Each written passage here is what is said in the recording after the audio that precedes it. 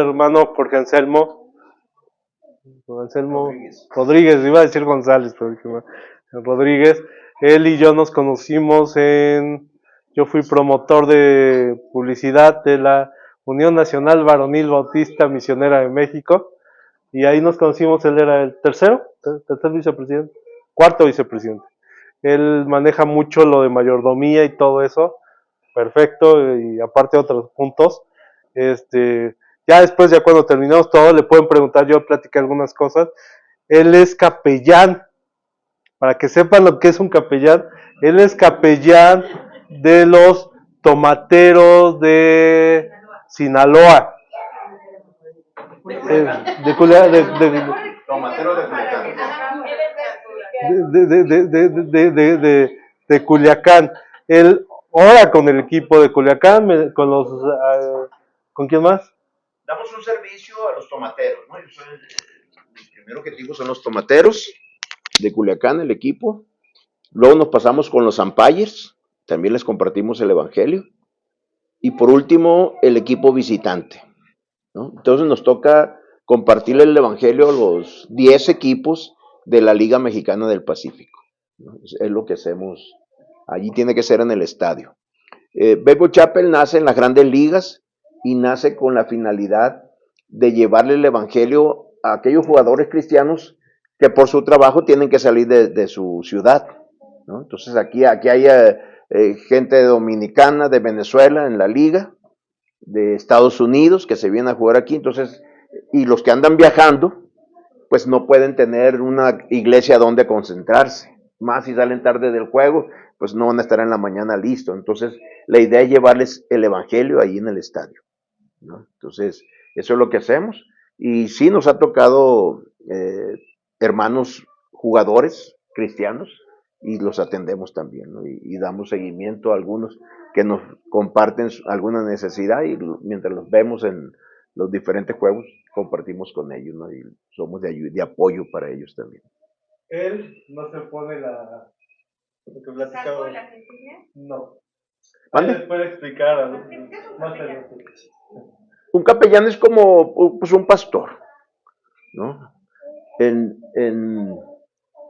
la historia de la iglesia, no recuerdo el nombre de él, pero se le dio el nombre de capilla porque hubo uno que compartió su capa, la partió y se la dio a un necesitado, ¿no? Entonces de ahí salió la capilla y el capellán.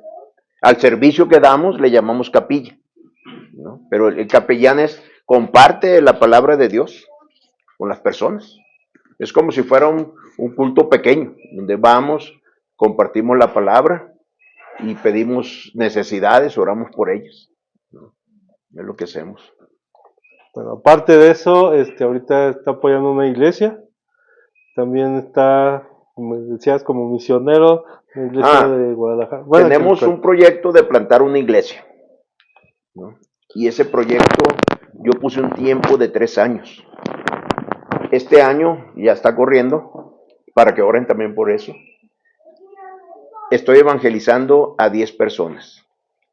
Ellos no saben que los estoy evangelizando, ¿no? Los estoy evangelizando a 10 personas. Entonces, este año es trabajar con esos 10 y ver si el Señor nos da un fruto con ellos 10. El próximo año voy a trabajar con otros 10. Y el tercer año, otros 10. Al final voy a trabajar con 30 que son padres de familia, ¿no? Y entonces esperamos que haya fruto entre esos 30 primero, luego con sus esposas y con sus hijos. Si el Señor me da 4 o 5 familias que ya crean, empiezo a congregarme con ellos, ¿no? Y hasta ver si son 3 años de plantación, de evangelizar, pero evangelizar con la mira de formar una iglesia. No va a haber en esa iglesia ningún creyente ya. Solamente van a ser nuevos creyentes, ¿no? 30 familias es la que espero evangelizar. Ahorita yo estoy solo porque estoy hablando con ellos, pero en cuanto haya un fruto y podamos involucrar a una esposa de ella, va a entrar mi esposa también, ¿no? O con los hijos entrarán mis hijos, aunque ya mi hijo, que es muy bueno para compartir las cosas de Dios, se fue a la marina. allá en Mazatlán, ¿no? Ya está trabajando ahí, se acaba de dar de alta, apenas tiene mes y medio. Un mes tiene. Entonces, eso es lo que estamos haciendo ahorita, ¿no? Plantar una iglesia. Apoyo otra iglesia donde me congrego los domingos, pero tenemos en la mira el plantar una iglesia si Dios quiere. Y a nivel secular, él era maestro de Facultad de Informática de la UAS. Facultad de Informática, él maneja todo eso y acaba de terminar el doctorado, la tesis. Mi tesis de doctorado. Entonces, todo lo que quieran platicar después con él, acaba de terminar la maestría, tienes otras 2 maestrías. En una maestría en Informática Educativa y otra en Ciencias de la Información. Entonces, y esta que acabo de terminar de Teología. Y estoy inscrita en otra de Ministerio Pastoral. Con el Máster Seminario. El de MacArthur. ¿Vale? Entonces, pues, ahora sí, hay que aprovecharlo, lo poquito que tengamos. Tengo un ministerio también de 18 años en la prisión. Ahí en la prisión de Culiacán. Ahí tengo 18 años predicando. Entonces, uno de los 10 de este año es un hermano Pedro que salió de la prisión. Él es uno de mis 10. ¿No? Entonces, oren por él y por su familia. Pedro. Y tiene muchos conejos también. Me gustan los conejos. ¿Conejos? Me los como y los vendo también. No, pero tengo poquitos ahorita. ¿Vale? Bueno, pues le dejo el lugar. Gracias, para hermano, que dé el mensaje. Y adelante, mi hermano. Muchas gracias.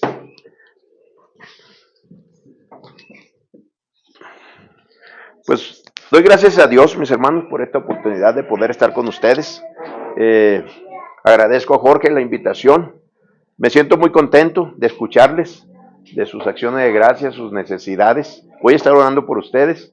Y el tema de esta noche, es una iglesia fiel, ¿no? Una iglesia fiel. Hay una carta, 1 Tesalonicenses, donde vamos a estar hablando acerca de ella. Pueden abrirla. 1 Tesalonicenses, es todo el capítulo 1, son 10 versículos. No sé cuánto tiempo tengamos, pero vamos a tratar de puntualizar unas cosas rápidas. Que no sea un sermón muy largo, pero que nos quedemos con las cosas verdaderas de aquí, ¿no? Esta es una iglesia, esta iglesia de los tesalonicenses, que en este capítulo Pablo está elogiando, ¿sí? Y les llama, ¿no? Entonces, qué tan interesantes son que lo que reciben son elogios del apóstol Pablo, y claro, consuelo, ¿no? Si la seguimos leyendo, él va a dar consuelo a muchas interrogantes que tenían los tesalonicenses, como qué iba a pasar con sus muertos, cuándo iba a regresar el Señor, se estaba tardando el Señor, la iglesia se estaban muriendo algunos, y qué iba a suceder, porque si ya se habían muerto, pues ahí se iban a quedar, ¿no? Entonces ya Pablo da la explicación, estaban sufriendo mucho, y al final, todavía en la segunda carta, Pablo les dice, ustedes van a recibir consuelo, van a recibir descanso cuando estén con Dios, y los que los atribulan, dice, esos van a ser atribulados. Era una iglesia pobre, mas sin embargo cuando Pablo hace la colecta para llevarla a los pobres de Jerusalén, cuando tuvieron una necesidad, en 2 Corintios capítulo 8, él habla, los primeros 5 versículos, habla de los tesalonicenses, que los tesalonicenses le pidieron a Pablo, les permitiera apoyar hacia la ofrenda, esa colecta, ¿no? Y dice el apóstol ahí que no solamente dieron, dice, sino que dieron mucho más allá de sus fuerzas. Estaban en necesidad, pero el amor de Cristo los hizo que dieran apoyo para los santos de Jerusalén que estaban en necesidad, ¿no? Y así lo dice, dieron más allá de sus fuerzas, ¿no? Entonces, eso es a los que los elogia Pablo. Es una iglesia fiel, podemos decir, pero como iglesia fiel, entonces tenemos que decir que eran cristianos fieles, porque la iglesia somos nosotros. No es el edificio. Entonces él está aquí en un primer momento, del versículo 3, él les habla acerca de la situación presente, de cómo estaban obrando ellos. Luego del versículo 5 al 10, habla de la situación pasada. Y el 4 es como el que une de la elección de Dios por ellos. Entonces, eso es lo que hace de esta iglesia. Esta es la primer carta también que escribe el apóstol Pablo, ¿no? Es la primera, es la más antigua del Nuevo Testamento. Los evangelios después empezaron a circular. Pero el apóstol Pablo escribe esta carta, es la primera que él escribe, la escribe desde Corintio. El orden de nuestra carta, pues parece que no, ¿verdad? Entonces pensaríamos que Romanos es la primera carta del apóstol Pablo porque es la que aparece primero, y luego los Corintios, Efesios, Colosenses, Tesalonicenses, perdón, Filipenses, pero luego vienen los Tesalonicenses. Pero en realidad es la primera carta que él escribe, ¿no? Y es una carta que Pablo les dice, pues ustedes han llenado tanto, dice, ha retumbado la palabra de Dios por medio de ustedes, que nosotros ya no tenemos que decir nada. Donde nos paramos, nos dicen, eso ya no lo dijeron los tesalonicenses, ¿no? Entonces, eso eran los tesalonicenses, predicaban. ¿Y qué les parece si oramos? Antes, para continuar, ya le empecé a decir el primer punto, pero vamos orando. Padre Santo, te alabamos, Señor, te bendecimos, te damos gracias por tu palabra, Señor. Gracias te doy también por cada uno de mis hermanos aquí presentes, Padre, te ruego por ellos. Y te pido que sea tu Espíritu Santo quien nos guíe esta noche, Señor, y que sea Él hablando nuestras vidas a través de tu palabra. Por Cristo Jesús te lo pedimos, Señor. Amén. Muy bien. Hay cosas que hacían los tesalonicenses. Ahorita que veníamos en el camino para acá y veníamos platicando acerca de cómo estoy evangelizando a estas personas, les dije que va a llegar un momento donde yo les voy a tener que decir a ellos que es de carácter de urgencia, que es urgente que se entreguen a Cristo. Y como les dije ahorita, ellos ni saben que los estoy evangelizando, ni que estamos orando por ellos. Los tenemos en la mira nada más, ¿sí? Pero yo me relaciono, son mis amigos. Uno de ellos es un primo mío, primo hermano, que soy mayor que él como unos 4 años. Nacimos chicos, venimos desde chicos, nos queremos, pero entonces él tiene que conocer de Cristo, ¿no? Son católicos, yo vengo del catolicismo también. Ese es mi primo hermano, está en mis 10. Tengo 3 vecinos y me llevo bien con mis vecinos. Tengo Pedro, que es el que salió de la prisión. Tengo un compañero mío de la oficina. Yo ya me jubilé, pero él está allí y tenía una luchita en cuál de los dos. Tengo otro más. Bueno, el otro lo pasé a la segunda lista, pero ahorita el Señor me puso ahí, me indicó algunas cosas que me veía más con este. Este va a ser, ¿no?, un compañero de la oficina. Para que ustedes puedan ver, bueno, ¿a quién le voy a hablar de Cristo? Yo tengo un primo, yo creo que ustedes tienen primos o primas, las mujeres, con las que digan, con esta prima es con la que me llevo mejor yo. Necesitas hablarles de Cristo. Vecinos necesitan escuchar de Cristo, ¿sí? Sus compañeros de trabajo, si trabajan, hay que hablarles de Cristo. Y los otros son amigos míos, que los conozco desde la prepa. Y son 2 que traigo ahorita, que esos son primos entre ellos. Y los conocí. Y nos hemos seguido viendo y todo. Y dije, estos 2 van también para la lista, ¿no? Tengo un amigo que conocí por otro amigo. Dice uno, pues sería más fácil este amigo, pero ese conozco otros 2 amigos de ellos. Voy a agarrar este primero y que este les hable a los demás. Porque vamos a ser discípulos que hagan discípulos. Y nosotros tenemos que ser discípulos que hacen discípulos, ¿no? Entonces, no me acuerdo si ya completé los 10, pero son esos. Tengo otro compañero mío, amigo, que estudiamos una especialidad en computación juntos allá por el 93. Y seguimos viéndonos y nos platicamos, pues también. Y de repente ya tenemos rato que nos juntamos. Una ocasión le disparo yo el café, a la siguiente él me dispara el café, y ahí ya tenemos fecha listo para vernos. No hemos dado el día, pero ya nos vamos a ver, ¿no? Entonces, esos son mis 10. Y hay que orar por ellos todos los días, por nombre de cada uno de ellos, por lo que puedan las necesidades de ellos. Esa es mi forma de trabajar. Y esta es una forma que no es mía. También comentamos, yo trabajé con Cruzadas Internacionales, tal vez ustedes han escuchado de ellas. Y ese es el formato, ¿no? Hay una tarjeta donde anota los 10 nombres, se llama Operación Andrés. Porque en la Biblia dice que Andrés trajo a Pedro a Jesús, ¿no? Entonces, eso es, nosotros vamos a traer gente a Jesús, ¿sí? Los tesalonicenses trajeron a mucha gente a Jesús, ¿no? Eran fieles en eso.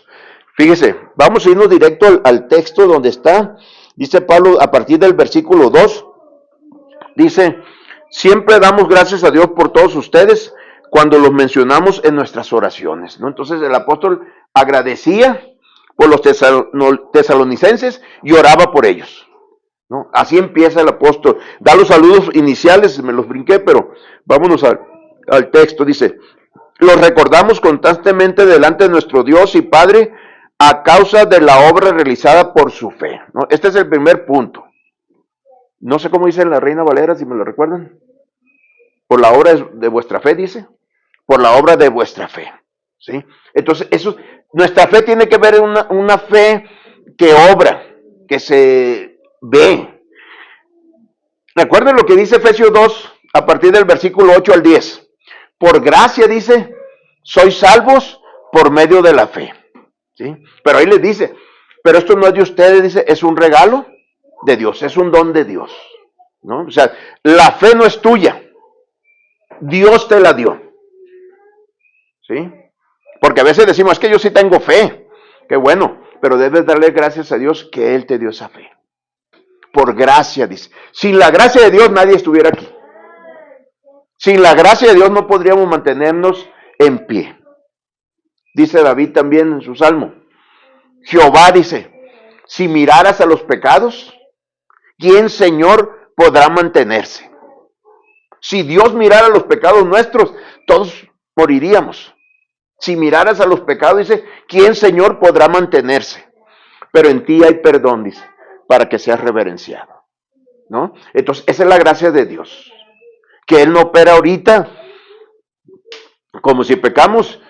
¿Se acuerdan del caso de Usa cuando llevaban el arca y que los bueyes resbalaban? ¿Y qué hizo Usa? Tocó el arca para que no se cayera. Pero ¿qué había dicho el Señor? Nadie debía tocar el arca. Y pudiéramos decir, pues era lo más lógico, para que no se caigas en el lode, detenerla. Lo mató en ese momento. Allí actuaba el Señor así, para que los demás entendieran y aprendieran, ¿sí? Pero ahora dice el Señor, dice David a través del Salmo, creo que es el 130, dice, Jehová, si miraras a los pecados, dice, ¿quién, Señor, podrá mantenerse? Y eso nos debería hacer humildes, ¿sí? Que tenemos tantos pecados que con uno solo Dios nos debería de quitar la vida.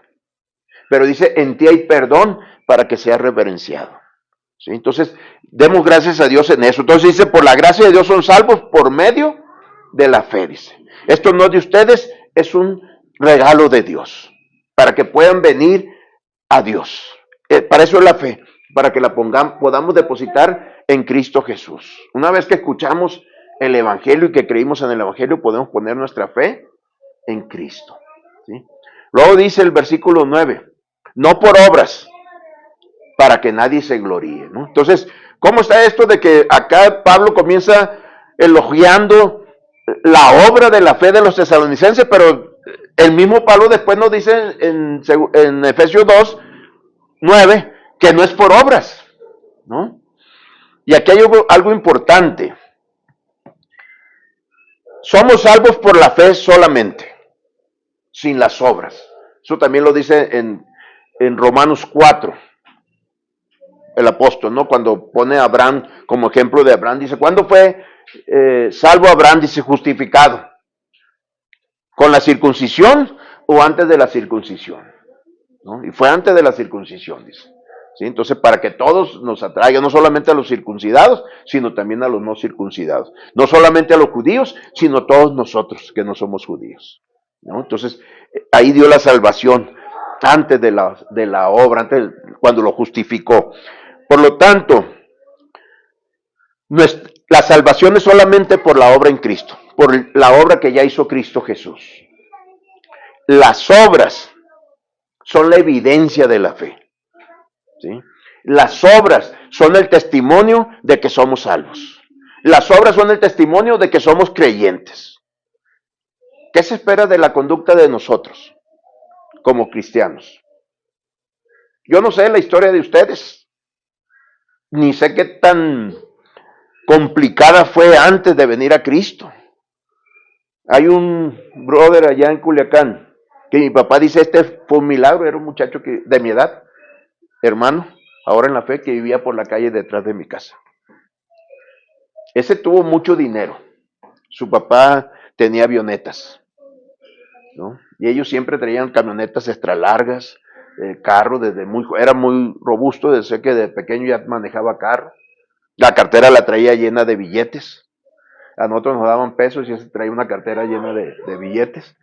Y era tremendo ese. Empezó con las drogas. Una vez a mí me avergonzó, porque yo una vez saqué un cigarro y le ofrecí un cigarro. Y me dijo, no quiero vicios. Y me hizo sentir mal, un cigarro, y él me dijo vicioso por el cigarro. Éramos muy jóvenes, ahí 16 años, yo creo 17, no sé. Y como a la semana, llegan en su carro, se baja, y así es el cigarrón de marihuana que se estaba echando. Dije yo, como que no había vicios. Pues no solo siguió con la marihuana, siguió con la cocaína, y él tenía dinero para todo eso, ¿no? Pero el tiempo, no duró mucho el dinero, andaba sin nada. Y un día yo ya me había casado, me dijeron, te vino a buscar fulano. Y yo dije, ¿para qué me anda buscando a mí? Y sí, llegó en la noche, buenas noches, una vocecita, era muy prepotente. Y ya estaba cambiado, porque no tenía ya dinero, ya no le daba en su casa, se robaba cosas de su casa para venderlas, para conseguir la droga. En un primer momento, a donde se paraba consiguió droga fiada, pero ya que no la pagó, ya no le dieron nada, ¿no? Vino a Cristo y se convirtió, se cambió el todo, ¿no? Entonces, así son las conversiones. Tiene que haber algo diferente. Me platicó él una vez, allá en un campo que ahorita es tierra de nadie, Villa Juárez, por allá tenían las avionetas. Dice que un día le gritó a otra persona que él conocía, fulano, Dios te bendiga, le dijo. Y ese fulano se cruzó la carretera, porque esa calle es una carretera, se la cruzó. ¿Cómo me dijiste? Le dijo. Que Dios te bendiga. ¿Cómo es posible? Dice, se asombró que de la boca de él saliera eso, Dios te bendiga. Se tuvo que cruzar la calle para poder cerciorarse de que realmente le había dicho eso, ¿no? Entonces, tiene que cambiar la vida de nosotros. Y tiene que ser, esa nueva vida tiene que ser un testimonio de la fe que profesamos. Él es un testimonio de la fe que profesamos. Y mi papá dice, este es un milagro, porque él lo vio, cómo fue desde niño, cómo creció y cómo terminó. Y después cómo renació, vamos a decirlo así, ¿no? Entonces, él ahora es un pastor, predica de Cristo, por lo tanto, su vida ha cambiado. Y así como ese hombre allá de Villa Juárez que se tuvo que cruzar la carretera para cerciorarse que realmente él le había dicho Dios te bendiga. Entonces, nuestra vida tiene que ser transformada. Y esa transformada tiene que ser, dice el versículo 10 de Efesios 2, dice, para que anduviésemos en ellas, dice, las buenas obras. Dios las preparó de antemano, dice, para que abundásemos en ellas, ¿no? Entonces, nuestra vida debe ser una vida de buenas obras, ¿no? Por eso ahí le está diciendo Pablo, la obra de vuestra fe, ¿sí? La salvación es por la fe sola, pero ahora esa fe se debe transformar en obras. Es lo que le está diciendo, la obra de vuestra fe. Esa es la primer marca que tenemos que tener nosotros, como iglesia o como cristianos, porque nosotros somos la iglesia.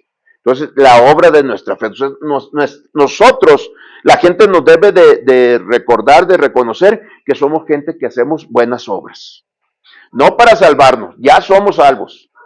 Ahora manifestamos y obedecemos al Señor haciendo buenas obras. Esa es la obra de vuestra fe. Luego, ¿qué dice ahí enseguida? Es que esta dice otras cosas, por eso no estamos en el 3. Acordándonos, sí, acordándonos sin cesar delante del Dios y Padre nuestro de la obra de vuestra fe, del trabajo de vuestro amor. Del trabajo de vuestro amor. Segunda marca. Ahí, gracias, mi hermano. Segunda marca, el trabajo de vuestro amor. ¿Qué significa esto? Significa que lo que hacemos lo tenemos que hacer por amor. No debe haber otra actitud en nosotros más que el amor. ¿Sí? Cristo nos enseñó el amor y nos dice que nos debemos amar los unos a los otros. Y a las demás personas debemos servirlas por amor. Ese debe ser el motivo de nosotros. No ningún otro motivo oculto, oscuro. ¿No? Yo no quiero que me reconozcan, voy a hacer esto para que me reconozcan o para que digan que yo soy esto. No. El amor es el que me debe motivar a todo. El amor a las personas. Porque ese es el amor de Cristo. Y Romanos 5 dice que el amor de Cristo ha sido derramado en nuestros corazones por el Espíritu Santo. Por lo tanto, nosotros tenemos que manifestar ese amor de Cristo. Y todo el trabajo que hagamos por los demás tiene que ser movido por el amor. ¿No? Por eso ahí dice, ¿cómo dice ahí? El trabajo motivado por su amor. ¿Sí? O sea, trabajamos, obramos por nuestra fe primero y por nuestro amor a los demás. A los que vamos a servir, los vamos a servir por amor. Siempre a las personas las vamos a servir por dos cosas. Primero, para darle gloria a Dios, porque para eso estamos aquí. Para eso el Señor nos salvó. Nosotros debemos recordar que alguien nos habló del Evangelio. No estamos aquí porque un día amanecimos y dijimos, quiero ir a la célula o a la iglesia. Alguien nos habló de Dios y a lo mejor, no sé, fuimos muy duros algunos para venir a Cristo. Y tuvo que esa persona esforzarse por meses, quizás por años, para que viniéramos a Cristo. Y siempre nos hablaba de Dios, ¿no? Entonces, ese es el trabajo de vuestro amor, la fe que obra, porque estamos en Cristo ahora. Tenemos que manifestar que somos cristianos a través de las obras que hacemos, de las buenas obras que Dios ya preparó para nosotros. Y todas esas buenas obras tienen que estar motivadas por el amor. ¿Sí? Por el amor. Entonces, nosotros hacemos todo para darle gloria a Dios y movido por el amor que Él ya nos dio en nuestros corazones. Dice que el Espíritu Santo lo derramó. Romanos 5 dice, el amor ha sido derramado en sus corazones por el Espíritu Santo. Entonces, no es que no tengamos el amor de Cristo, lo tenemos, hay que dejarlo salir. Que ese sea el que nos motive para todo lo que hacemos. Por eso dice, el trabajo de vuestro amor. La obra de vuestra fe, el trabajo de vuestro amor, dos marcas que tenemos que tener como iglesia, dos marcas que tenemos que tener como hijos de Dios. ¿Sí? ¿Qué diferente o cómo piensa que sería si hiciera otras cosas de las que hacía antes de venir a Cristo? ¿Qué iban a decir? ¿Este es cristiano? No. Entonces, tu conducta tiene que mostrarse ahora como un hijo de Dios. Y el motivo debe ser el amor, siempre el amor, ¿no? Para darle gloria a Dios. Dice en 1 Corintios también que un día nuestras obras van a ser probadas, ¿sí? Y van a ser pasadas por el fuego. Algunas, dice, van a ser como oro, como plata o piedras preciosas. ¿Qué le sucede al oro si lo pasan por el fuego? Se limpia de las impurezas. Se limpia las impurezas y queda puro, ¿sí? Pero dice, pero también pueden ser como la madera, el heno o la hojarasca. ¿Qué le va a pasar a la hojarasca si le pone fuego? O a la madera. Se van a quemar. Entonces esas obras no van a servir. Necesitamos hacer obras motivadas correctamente y estas son por el amor. Necesitamos que todo lo que hagamos sea para que le dé gloria a Dios. Porque un día van a ser probadas. ¿Sí? Nosotros cuando estamos en la primaria decíamos, pasó de panzazo. Y dice la palabra de Dios que sí, dice, van a pasar, dice, pero así como por fuego. O sea, prácticamente, bueno, al final vamos a decir, pasé al cielo, ¿no? Pero vas a pasar de panzazo. Pero lo importante no es que no vamos a estar en el cielo, porque la obra de Cristo es perfecta. Pero ahora, ¿qué te motiva más? ¿Pasar de panzazo o pasar limpio como oro, plata o piedras preciosas para la gloria de Cristo? Porque aquí es donde tenemos que pensar. Lo que hacemos, tenemos que hacerlo por la gloria de Dios, ¿no? Y que eso no es que queremos el primer lugar, no. Queremos el primer lugar porque Cristo se merece el primer lugar. Cristo se merece que nosotros trabajemos como lo estaban haciendo los tesalonicenses, una obra de fe y un trabajo motivado por el amor. Eso es lo que se merece el Señor Jesús. No es porque es que yo no quiero estar en el primer lugar del cielo, no. Cristo se merece que tú trabajes por ese primer lugar. A lo mejor porque Cristo bueno nos va a tener a todos en el primer lugar, ¿sí? Pero porque Él es bueno, ¿no? Y dice su palabra, todo aquel que en Él creyere no será avergonzado, ¿no? Entonces vamos a tener, hay un pasaje que dice Pablo también, ojalá que el Señor se le dé un lugar cerca de Él en aquel día, ¿no? A Rufus, dice, creo que es el que le dice. Bueno, fíjese en la tercera, y esta cierra el versículo 10 también Pablo con la tercera. Ahí dice la constancia, creo que dice en su Biblia, la constancia en la esperanza, ¿no? La constancia en la esperanza, lo voy a leer aquí como está. A causa de la obra realizada por su fe, el trabajo motivado por su amor y la constancia sostenida por su esperanza en nuestro Señor Jesucristo. ¿Cómo dice ahí el final? En la Reina Valera, léamelo alguien por favor. La constancia en la esperanza, ¿no? O sea, algo firme en esa esperanza. ¿Cuál era la esperanza que ellos veían aquí? Fíjese, la esperanza que ellos tenían es que Cristo venía, ¿no? Esa era su esperanza. Cristo viene, ¿no? Pablo cierra 1 Corintios capítulo 16 diciendo Maranata, dice, el Señor viene. Ese era un versículo que nosotros repetíamos, no todo el versículo de jóvenes, sino decíamos Maranata, Cristo viene, y nos saludaban, porque ese era el saludo que hacían ellos, ¿no? Yo ya no he escuchado a nadie que diga Maranata, y es más, hay muchas iglesias que se llaman Maranata, pero ya lo ves como ese nombre, Maranata, ya no ves el significado de que quiere decir Cristo viene. Sigan orando por esta iglesia que quiero plantar, si la plantamos, se va a llamar Cristo viene, ¿no? No se va a llamar Maranata, se va a llamar Cristo viene, que la gente vea que Cristo viene.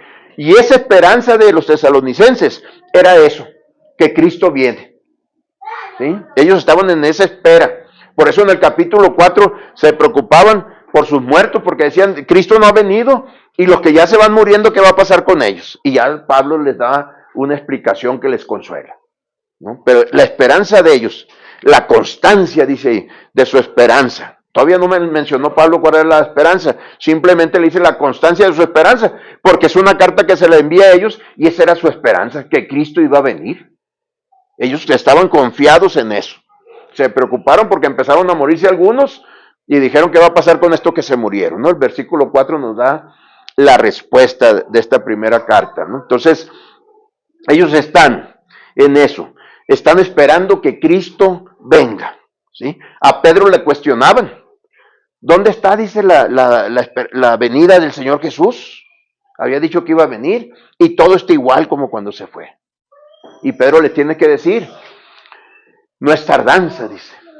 Dios es paciente, no queriendo que ninguno se pierda, dice, sino que todos procedan al arrepentimiento, ¿no? Y demos gracias a Dios que Él ha sido paciente cuando menos para que nosotros llegáramos a Cristo. Y Él está siendo paciente para que mucha más gente venga a Cristo, porque esa es la respuesta que le dio Pedro. No se está tardando, dice, sino que Él es paciente, no queriendo que ninguno perezca, sino que todos procedan al arrepentimiento. Pero dice, pero el día del Señor vendrá, ¿sí? Como un ladrón en la noche, le dice, pero eso sí, estén seguros, el día del Señor va a llegar. ¿Cuándo? Cuando menos lo esperen ustedes. No esperamos, el ladrón no se anuncia, como un ladrón en la noche, dice. Y todo esto va a pasar por fuego. Todos los elementos se van a perder, ¿no? Van a ser deshechos por fuego. Entonces, eso es algo que le dice Pedro, ya él le querían hacer dudar de la venida del Señor Jesús, pero eso es, dice, el día del Señor vendrá. Y estos tesalonicenses, la esperanza de ellos era esa, y esa debe ser nuestra esperanza. Yo no sé si usted está esperando que Cristo venga, ¿no? Sinceramente. Pero esa debe ser nuestra esperanza. Y no solo nuestra esperanza, nuestra oración. Si va a 2 Timoteo, capítulo 4, versículo 8, y me lo lee, por favor, alguien. Y yo le voy a decir que se detenga, y se detiene. Empiece a leerlo, por favor. 2 Timoteo, capítulo 4, versículo 8. Fíjese bien, Esta de Primera de Tesalonicenses es la primera carta que escribe el apóstol Pablo. Y también se cree que es la primera carta del Nuevo Testamento, porque los evangelios se empezaron a escribir después. Entonces, esta es la primera carta del apóstol Pablo, y segunda Timoteo es la última carta, ¿no? Esa es la última carta que escribe. Le escribió primera Timoteo, así la conocemos, luego le escribió la carta a Tito, y por último escribe segunda de Timoteo, ¿no? Esa ya ahí le está, ¿alguien que me lo va a leer? Por lo demás, me está guardada la corona de justicia, la cual me dará el Señor, pues justo en aquel día. Hasta ahí. Pablo ya dijo que corrió la carrera, que ha peleado la buena batalla, ¿sí? Que ha guardado la fe. Eso dice en el versículo 7. Ya peleé la pelea, dice. Ya corrí mi carrera, he sido fiel, he guardado la fe. Y es donde dice, por lo demás, dice, me está guardada la corona de justicia, que me dará el juez justo en aquel día, ¿no? Pablo estaba seguro de eso, y ya lo está diciendo. Pero ¿qué dice él? Pero luego, Y no solo a mí, sino también a todos los que aman su venida. y no solo a mí, dice, sino también a todos los que aman su venida. Siempre hay recompensa con el Señor Jesús, ¿sí? Él está diciendo, Pablo dice, yo ya corrí mi carrera, ya peleé mi batalla y he guardado la fe. Por lo demás, dice, Dios me va a dar la corona de justicia, ¿no? Él quería irse con Cristo. Él oraba con Cristo. Acuérdense que él dijo, yo quisiera estar con Cristo, dice, que es muchísimo mejor que estar con ustedes. No es que no quería estar con ellos, dice, pero de estar aquí en la tierra, dice, a irme con Cristo, yo prefiero estar con Cristo y aclara, es muchísimo mejor. Pero por causa de ustedes, dice, sé que todavía voy a permanecer aquí, todavía me falta más enseñarles y por eso el Señor me va a tener aquí. Pero yo quisiera, para mí el vivir es Cristo, dice, y el morir es ganancia, ¿no? Y hay mucha gente que no quiere morirse. Como cristianos deberíamos anhelar dentro de lo justo, ¿no? De lo cuerdo, y morir porque es la única manera que nos vayamos con Cristo. O la otra fuera que el Señor viniera y nos agarre vivos aquí todavía. Esas son las dos formas. La única forma, pero la que no podemos decir, pero la más segura, es que muramos. Y esa, la muerte, es el paso para estar con el Señor. Todo aquel que diga que ama al Señor y quiere estar con el Señor, la muerte no debe ser un problema para nosotros ni un temor, porque es la única manera de que pasemos con Cristo, ¿no? Había una anécdota que decían que una señora ya estaba para fallecer, la hermana, y le dijo a su pastor que cuando se muriera, que en el ataúd le pusiera un tenedor. Y el pastor había pensado que le iba a decir, póngame una Biblia, ¿no? Que le pusiera un tenedor. Y le dijo, oye, hermano, ¿y por qué un tenedor? Dice, cuando yo vine a la iglesia la primera vez, había un festejo. Y estaban recogiendo los platos y me dijeron, quédese con el tenedor, viene lo mejor, ¿no? Y llegó el postre, quiero saber, ¿no? Ya se comió con su tenedor. Y ella sabía que venía lo mejor. Por eso le dijo, póngame el tenedor. Y cuando alguien pregunte, ¿por qué está ese tenedor ahí? Porque viene lo mejor, ¿no? Lo mejor es estar con Cristo. Morir y estar con Cristo es ganancia, dice el apóstol Pablo, ¿no? Entonces él quería estar con él. Entonces, ¿cuál es la esperanza? ¿Qué recompensa tiene la esperanza de estar anhelando que Cristo venga y estar orando de que Cristo venga? Dice, la corona de justicia. Que el Señor, el juez justo, dice, me dará en aquel día, y no solamente a mí, sino a todo aquel que ama su venida, ¿no? A todo aquel que está esperando que realmente Cristo venga, ¿no? A veces nos agarramos pensando, yo tengo 2 nietos que quiero mucho, y veo y me imagino alcanzaré a ver los hijos de mis nietos, y estoy esperando los nietos de mi otra hija y los nietos de mi hijo, ¿no? Y me voy como 20 años adelante todavía, ¿no? Y luego me cae el 20, bueno, y si Dios quiere tengo que decir, porque no sé, no le puedo decir si voy a vivir un año más, acabo de cumplir 60 en abril. No sé si voy a cumplir, le puse por ahí mis primeros 60, ¿no? No sé si los vaya a cumplir mis segundos 60 o 20 años más. Mi papá es 21 de abril, yo soy 23. Mi papá cumplió 85. Mi madre va a cumplir 82 en octubre. Entonces puede ser una edad probable, ¿no? De que yo llegue a esa. Le decimos a un tío mío, lo acabo de ir a visitar, mi tío Toñón, le decimos porque era muy alto. Él tiene 98 años y el médico le dijo que le quedaban 3 días. Ya hace un mes de eso, ¿no? Entonces, tiene 98. Y con mis primas, que en realidad son mis tías, pero como son más pequeñas que yo, siempre nos decimos primos. Y me dijeron que en realidad tiene 104 años mi tío, no 98, que tiene 98 de acta, que ahí lo registraron a los 6 años y en aquel tiempo te registraban y a partir de ahí empezaba a contar la vida. Entonces tiene 98 de su acta, pero dicen que en realidad tiene 104. Mi abuelo materno murió de 108 de acta, pero dicen que tenía 8 también. La mamá de mi abuelo le dijo a mi abuelita que ella lo registró de 8 y también de ahí empezó a contar su vida. Y mi abuelito siempre decía su edad de su acta, pero al final dicen que murió de 116. No sé si me toca a mí eso también, ¿no? Entonces, bueno, volvemos a la palabra. Entonces dice, los tesalonicenses tenían la esperanza en que Cristo venía, ¿sí?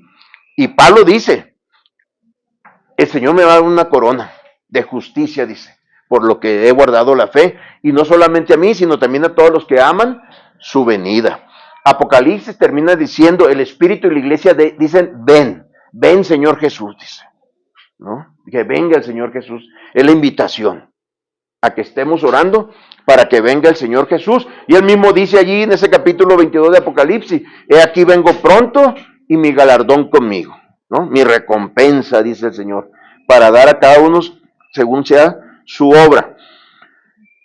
Ahí el versículo 4 dice, hermanos amados de Dios, sabemos que Él los ha escogido, ¿no? Entonces tenemos que dar gracias a Dios porque Él nos escogió. Efesios 1:4 dice que Dios nos eligió antes de la fundación del mundo. O sea, antes de la creación ya Dios nos había escogido.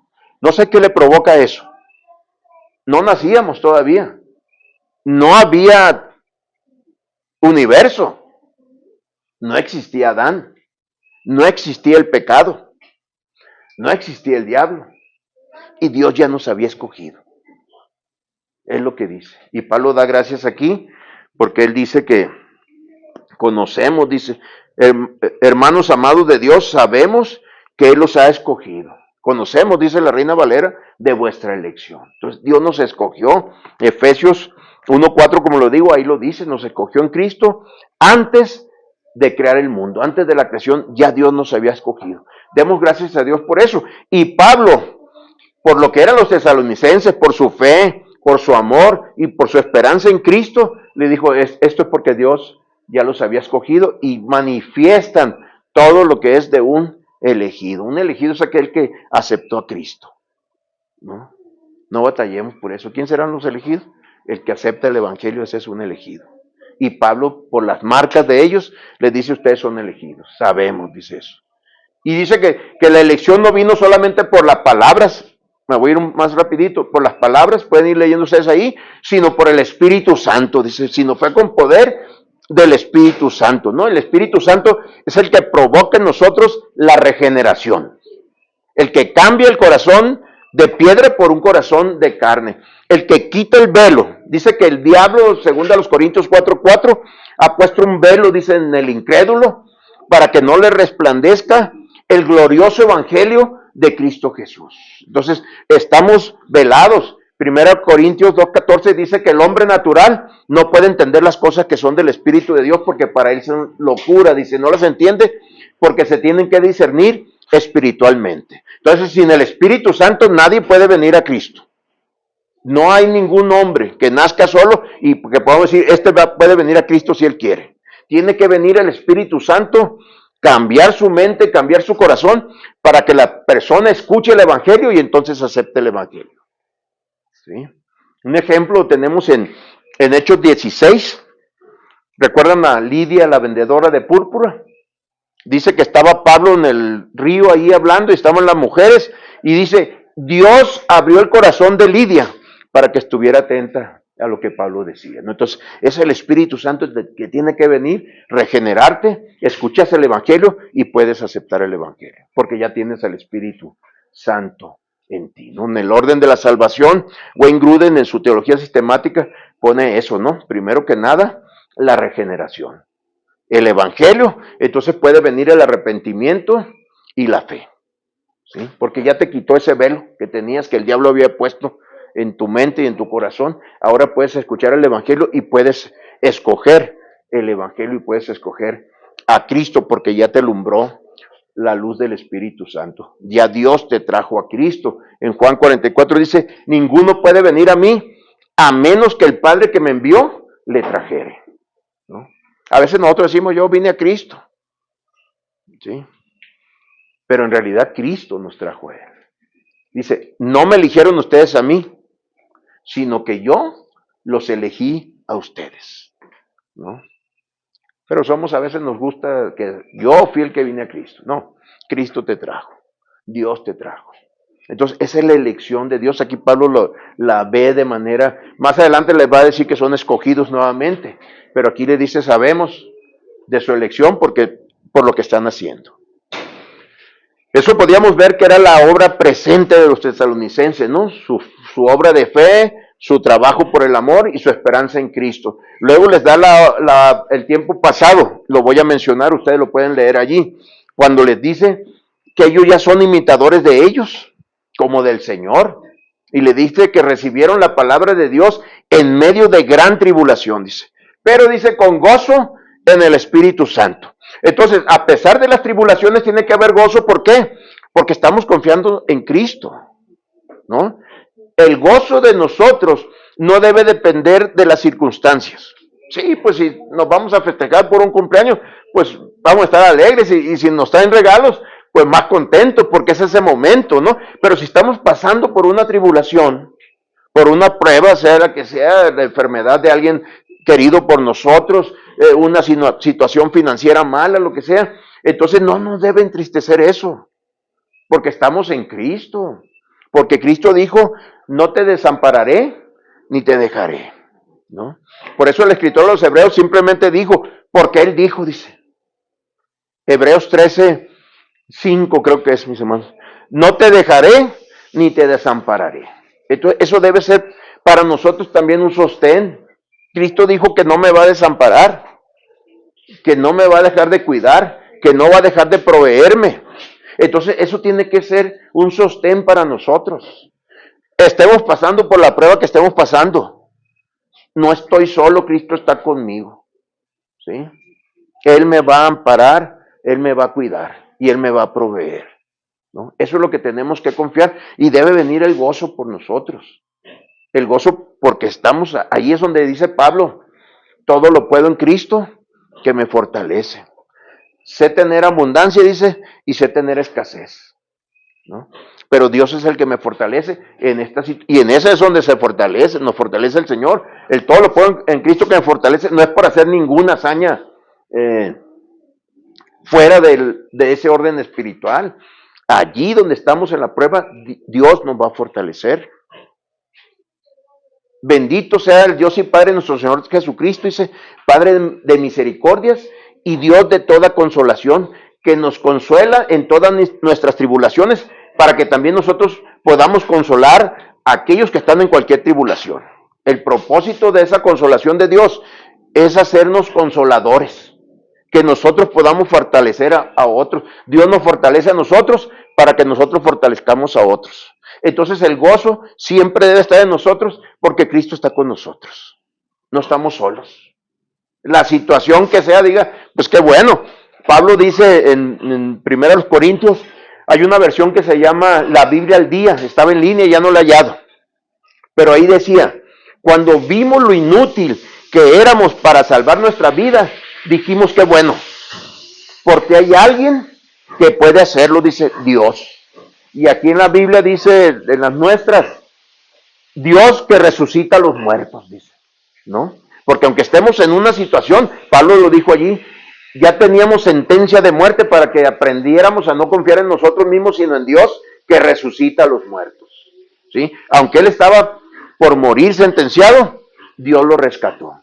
Y esa Biblia, esa versión que les comento dice así, cuando vimos lo inútil que éramos para salvar nuestra vida, dijimos que bueno, porque hay alguien que nos puede salvar, Dios. Si estás pasando por una situación terrible, usted diga que bueno, porque hay alguien que me puede sacar de esta situación, ese es Dios, sea la situación que sea.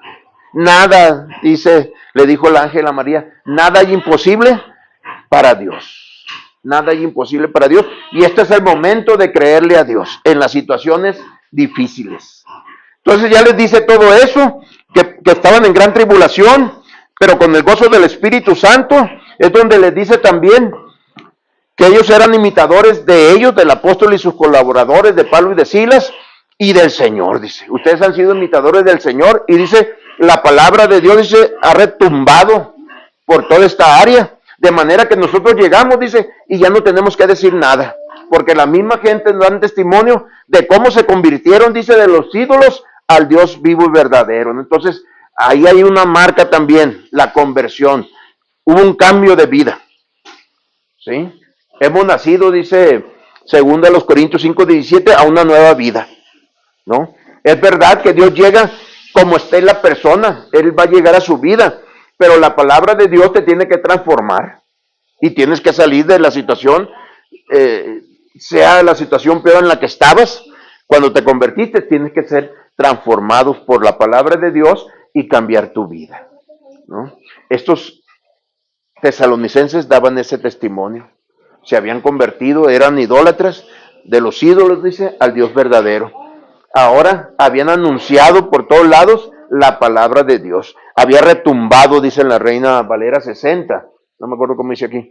Y ese retumbar es como si hubiera venido un relámpago con el trueno que se oye así. Así retumbaba de parte de los tesalonicenses la palabra de Dios. Y esa es una marca que tenemos que tener. Tenemos que anunciar el Evangelio de Cristo. A nosotros nos lo anunciaron. Démosle gracias a Dios por esas personas que nos trajeron el Evangelio a nuestra vida. Pero ahora nosotros tenemos que llevar el Evangelio a otras personas. Para eso nos salvó el Señor, ¿sí? Para que nosotros anunciáramos ahora. A algunos nos gusta mucho el pasaje de 1 de Pedro, creo que es 2:9, que dice, ustedes son real sacerdocio, nación santa, ¿no? Pueblo adquirido por Dios. Y a todos les gusta ese, ¿no? Pero ¿qué dice? Para que anuncien las virtudes de aquel que los sacó de las tinieblas a su luz admirable. O sea, no nos debemos quedar nada más con el real sacerdocio, nación santa, pueblo adquirido por Dios, sino que tenemos que anunciar las virtudes de Cristo, ¿sí? Ese es el propósito de la salvación nuestra aquí en la tierra, porque cuando estemos en el cielo no vamos a evangelizar. El evangelismo es aquí en la tierra solamente. Y los que estemos en el cielo ya vamos a ser salvos. Nadie nos tiene que evangelizar, ¿no? Entonces tiene que ser aquí. Y estos tesalonicenses, el ejemplo era que ellos ya había, dice ahí, retumbado la palabra de Dios por todos esos lugares. Dice Pablo, de modo que no tenemos que decir nada.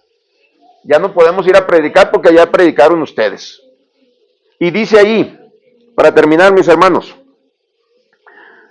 porque todos ellos cuentan de lo bien que ustedes nos recibieron y cómo se convirtieron a Dios, dejaron los ídolos para servir al Dios vivo y verdadero. Y vea, y esperar del cielo a su Hijo Jesús, quien resucitó, ¿qué dice ahí? Y nos libra del castigo venidero, dice aquí. En la Reina 60 dice, de la ira venidera, ¿no? Ellos estaban esperando del cielo, dice, a Cristo Jesús. Era la constancia en la esperanza. Esa esperanza era que ellos estaban esperando del cielo a Cristo Jesús, a su Hijo, dice. A Jesús, quien resucitó, dice. Y quien nos libra de la ira venidera. ¿Sabe cuál es la ira venidera? Mis hermanos, ¿saben cuál es la ira venidera?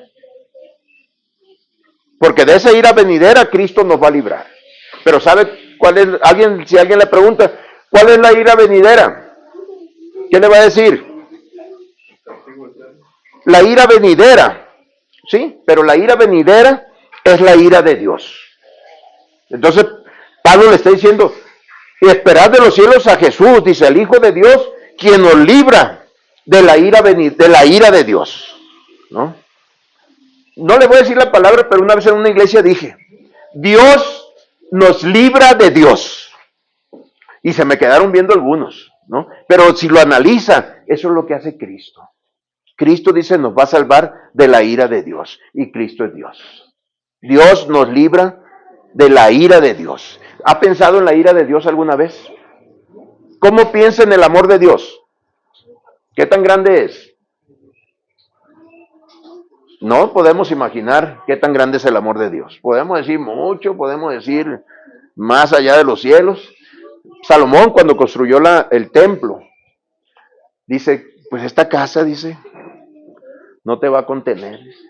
Si los cielos de los cielos no te pueden contener, dice, ¿cómo esta casa vas a estar tú aquí? Los cielos de los cielos, dice, no te pueden contener. El amor de Dios es más grande que los cielos de los cielos. Pero ¿qué tan grande será la ira de Dios?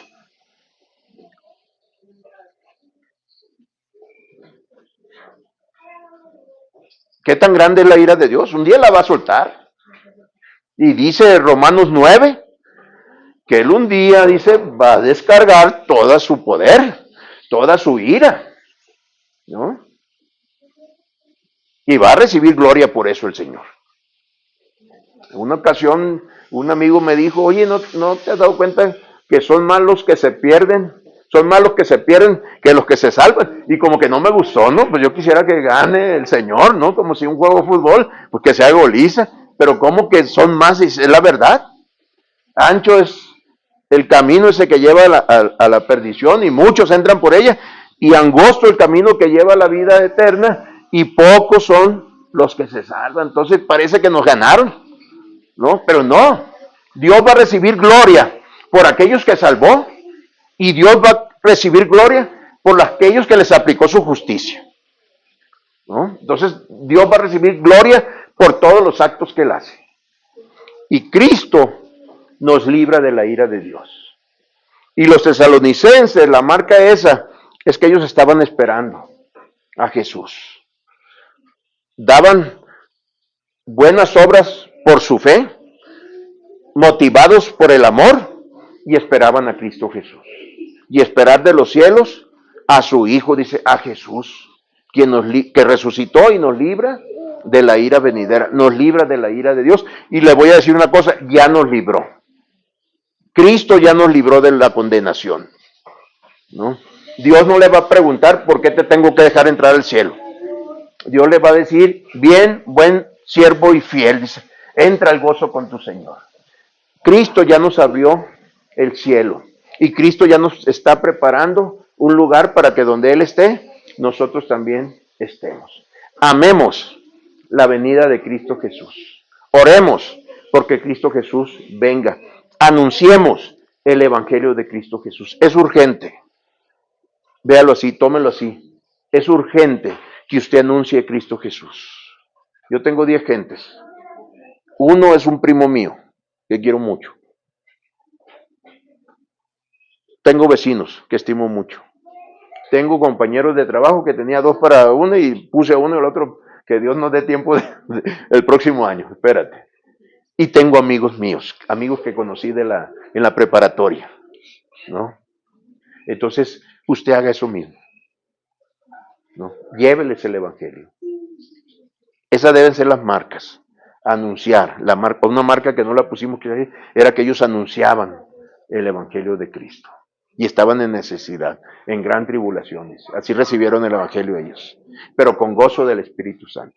Dios les bendiga, mis hermanos. Buenas noches.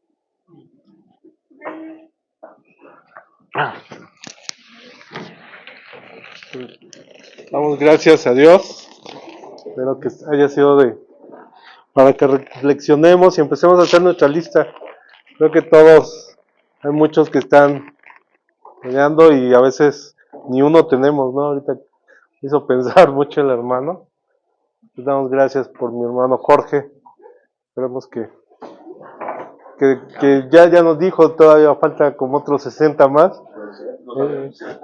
Que siga viniendo acá, ¿no? Desde Sinaloa, o que nosotros lo visitemos allá en Sinaloa. Entonces, damos gracias a Dios por eso. Y pues vamos a orar para que Dios nos dirige. Y pues vamos a orar. Padre mío, en este momento, Señor, te damos las gracias porque estamos reunidos, tú sabes, para adorarte, ponerte a ti en primer lugar, Señor, y te damos gracias por este mensaje, porque vemos un gran ejemplo, Señor, de lo que tú esperas de nosotros, Señor, con los tesalonicenses, Señor.